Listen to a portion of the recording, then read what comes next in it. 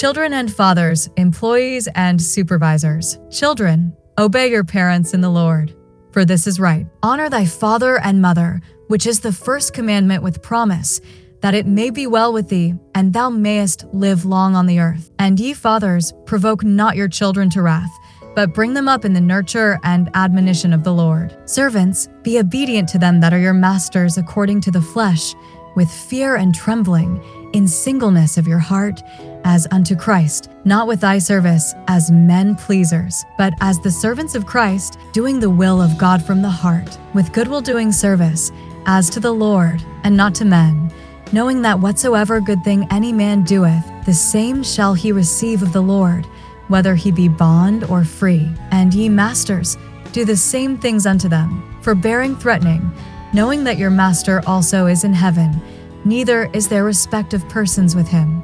Ephesians 6 verses 1-9. A bit of a long reading today and a pretty short summary of insights, and the reason for the brevity is that if the believing husband and wife relationship is in order per our previous discussions, so will these things discussed today by the ripple effect. Let's break it down. Children, obey, and fathers, provoke not.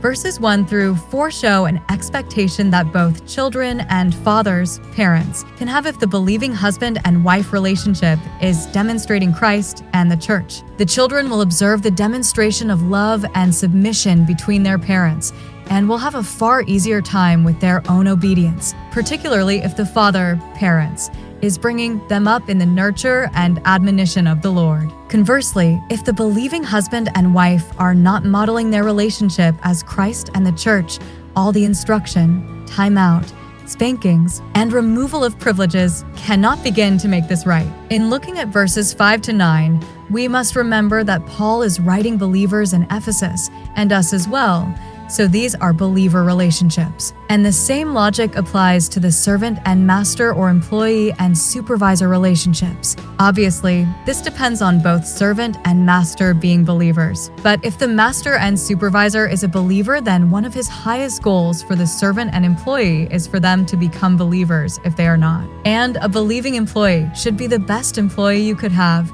although that has not always been my experience. In the employee and supervisor role, as in all other roles, we must all remember that whatever we do in whatever working relationships should be as the servants of Christ, doing the will of God from the heart. Believer, with your identity in Christ understood and lived out, this should greatly impact the entire family and resulting behaviors, whether husband and wife, father and mother, or children. And the same is true in your work relationships, where we should never allow bad behaviors to impact our role as ambassadors for Christ.